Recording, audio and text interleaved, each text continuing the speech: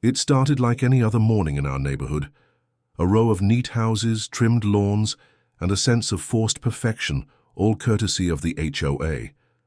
But when I walked out to grab my toolbox from the garage, I found something that made my blood pressure spike.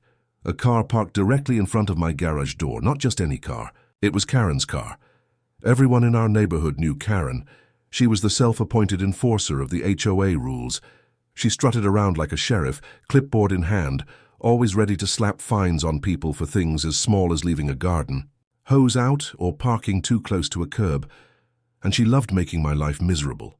I stood there for a moment, staring at the bright red SUV blocking my garage.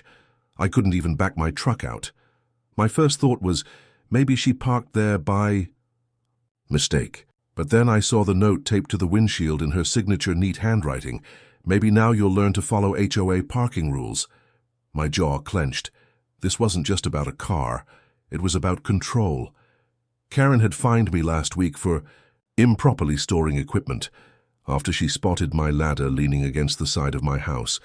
I ignored her, and this was her petty revenge. I called her.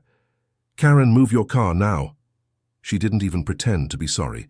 "You broke HOA rules, and your attitude is disruptive. Maybe a little inconvenience will teach you respect." "You're trespassing on my property," I shouted. "Take it up with the HOA," she said smugly, then hung up. That was the last straw. I could have called a tow truck, but I knew Karen. She'd twist the story, claim I damaged her car, maybe even sue. No, I needed something that would make her think twice before crossing me again. Something big. That's when an idea sparked. My buddy Jake owned a heavy-duty crane business. We'd been friends since high school. If anyone could help me with a little creative problem-solving, it was him. I called Jake and explained the situation. He laughed so hard I thought he'd choke. "You're serious?" he asked. "Dead serious. Can you move her car?" "Not a problem, but where do you want it dropped?" That's when the devilish part of me spoke up. "On the mayor's lawn." The mayor was tight with Karen, always siding with her and the HOA on disputes. They attended the same country club, sat on the same committees, and were basically partners in making residents' lives miserable. If her car ended up on his perfectly manicured front lawn, the message would be crystal clear. We waited until late evening. Jake rolled in with his flatbed and crane, parking down the block. We worked fast and quiet, attaching straps to the undercarriage of Karen's SUV. Within minutes, the vehicle lifted off the ground like some bizarre UFO. My heart pounded as I watched it hover over the neighborhood rooftops. By midnight, we were at the mayor's estate. His lawn looked like a golf course, immaculate, trimmed, spotless. Jake lowered Karen's SUV right in the center, headlights facing the front door. We couldn't stop laughing. I taped the same note Karen had left on my garage. "Maybe now. You'll learn to follow the rules." Right onto her windshield. The next morning, the explosion was glorious. The mayor's furious yelling echoed through the neighborhood.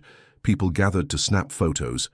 Karen stormed into my yard, red-faced, screaming accusations. "You vandalized my car. You'll regret this." I folded my arms. "Vandalized? Looks perfectly fine to me. Just relocated." "You'll pay for this," she screeched. "Funny," I said. "That's what you told me after you blocked my garage. Only difference is, I moved your car somewhere legal. You blocked private property." The HOA emergency meeting that followed was legendary. Karen tried to spin the story, but she had no defense. Too many neighbors had seen her car blocking my garage with her smug little note. Too many people were fed up with her harassment. Even the mayor, humiliated by the public spectacle, turned on her. "Karen, you've gone too far. You've embarrassed this entire community," he said. By the end of the meeting, Karen was stripped of her HOA presidency. Fines against me were voided, and new rules were passed to prevent board members from abusing their authority. As for her car, well, she got it back. But not before the local paper ran a front-page photo of her SUV sitting proudly on the mayor's lawn under the headline, "HOA Power Games Backfire." From that day forward, Karen avoided me like the plague. She'd cross the street when she saw me coming, her once arrogant glare replaced by a mix of fear and humiliation. The HOA never messed with me again, and every time I open my garage now, I smile because I remember the night we turned Karen's arrogance into the neighborhood's favorite story.